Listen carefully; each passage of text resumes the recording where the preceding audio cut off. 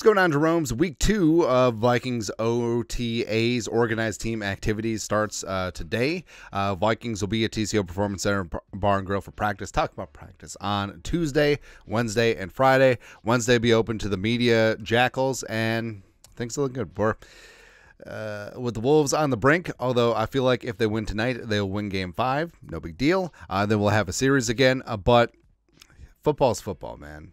And super fired up. And I feel like that 6-week break in between the end of OTA/minicamp and the start of training camp, it goes by like this.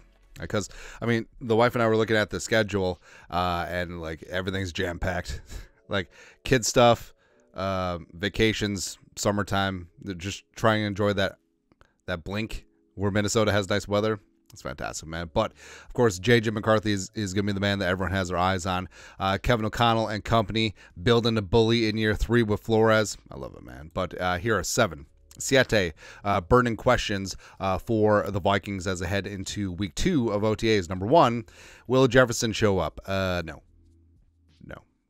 Not likely. But I do think that he will show up for mandatory minicamp just like last year. Tom Pelissero, NFL Network, also agrees, and that does seem to be the general consensus. Now, since Jefferson is a team captain, since he is the face of the franchise, since he is a leader, would I be...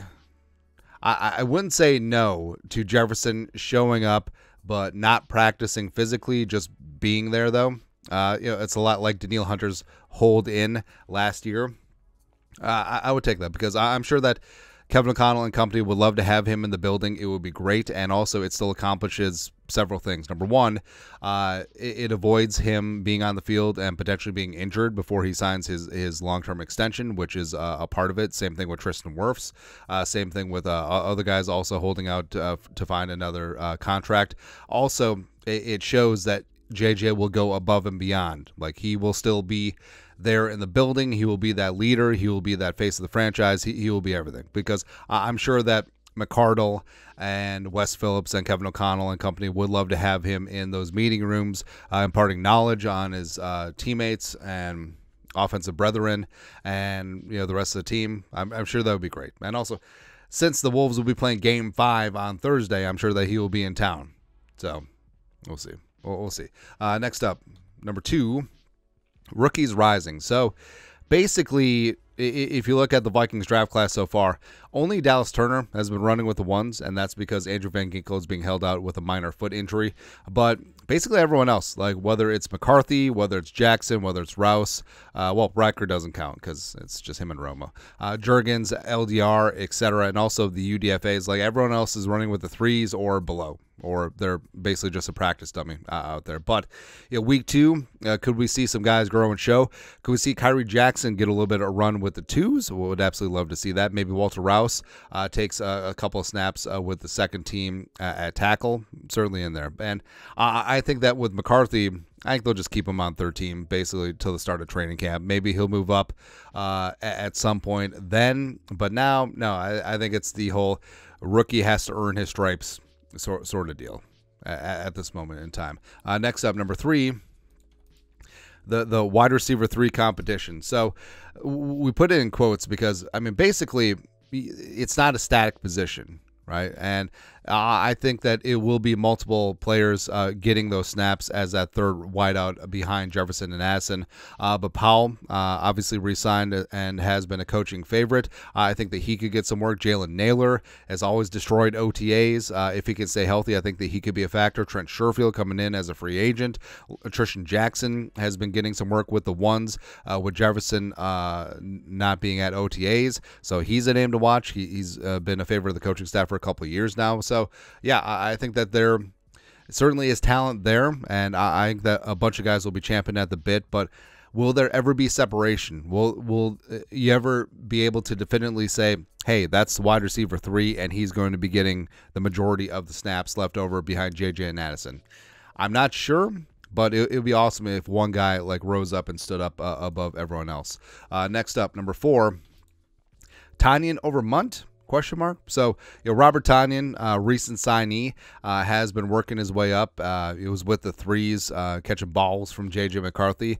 But with Hawkinson up on blocks, I think that he probably is going to be starting off on the pup list. Josh Oliver as that blocking tight end too. It does come down to Johnny Munt and Robert Tonyan. Now, Munt is a guy that goes way back like chiropractic with Kevin O'Connell, Wes Phillips. They like him a lot. He did fill in 1-for-1, replacing Hawkinson as a receiving tight end last year after Hawkinson got hurt by Dirty Kirby Joseph. And Tonyan, so Tonyan has been, he made the NFC North circle, right? He's been there, done that, got the t-shirt. And Tonyan, even though he is also coming off of an ACL a couple seasons ago where he wasn't quite the same, does have a career 10.5 yards per catch as well as 17 touchdowns, including a random ass 11 touchdown season during the Rona. But I think that the Vikings will try to give him every opportunity to potentially be the tight end one with Hawkinson out. But we'll see. That is a legitimate competition to watch as we get into training camp. Next up, number 5.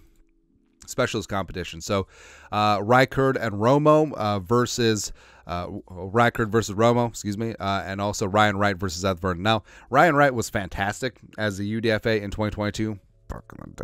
And frankly, it's kind of embarrassing, but he might have been the best rookie player in that class. Rough.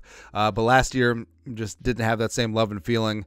Vernon was brought in as competition. Vernon's looked pretty damn good throughout the first week of OTAs, so that might be a legitimate competition as well. And with Reichard versus Romo, I mean, Reichard was a draft pick. He's going to get every opportunity to win the job. Romo is just going to be on the back burner, but we'll see. Never count on a Romo except for, I don't know, when offering quality color analysis is on the line. I don't know.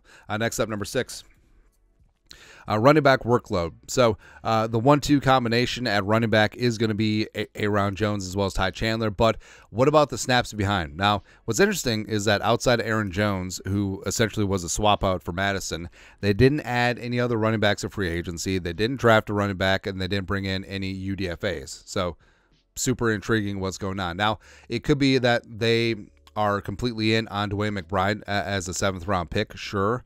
Myles Gaskin is a nice veteran, do-it-all guy. King Kene has been a return specialist, but, I mean, could he get some work as a true running back? Sure, I love his explosiveness, but it's going to be interesting because Jones has never been a workhorse back. I don't see that happening this year either, because I think that they'll want to keep him fresher going into the back end of the season when he can really turn things on, like how he went off in the playoffs last year. And Chandler, I mean, Chandler has as high a ceiling as any running back in the league, right? So his explosiveness, he had a 132-yard game against the Bengals last year, which should have been more, except they decided to tush push. But next is lastly, number 7, a defensive line rotation. Now, I mean, there's a lot of other questions too. What's going to happen with the O-line, second team? Is there other options besides Brandel? Probably not, but defensively.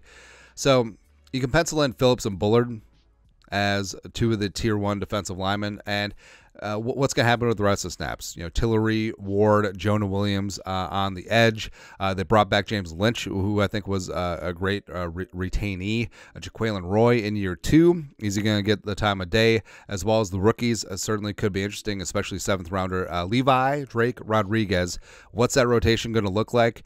I don't know, obviously, the Vikings are going to get a significant portion of their pass rush from their linebacking core with ABG and Grenard and Pace and Dallas Turner. But I think that they certainly could get a little something from the D-line. And I'm not ready to rule out James Lynch. I thought that bringing him back was fantastic. Jaquelin Roy certainly has some wiggle in his game, too. Would love to see what he can do with extended work. And also LDR. I mean, senior sack. I think that he could get something going as well. And it's... The defensive line is similar to the cornerback room and the wide receivers behind Jefferson and Addison, where it's like there's a lot of question marks, but I feel like the talent is there. They just have to find the right combination of dudes going forward. But that's it. That's at 7. Burning questions ahead of Vikings OTAs Week 2. Let us know your thoughts and our thoughts in the comment section below. Subscribe for daily Vikings takes. Want to support the work? Put a little something in the Venmo. But till next time, Skol, production value.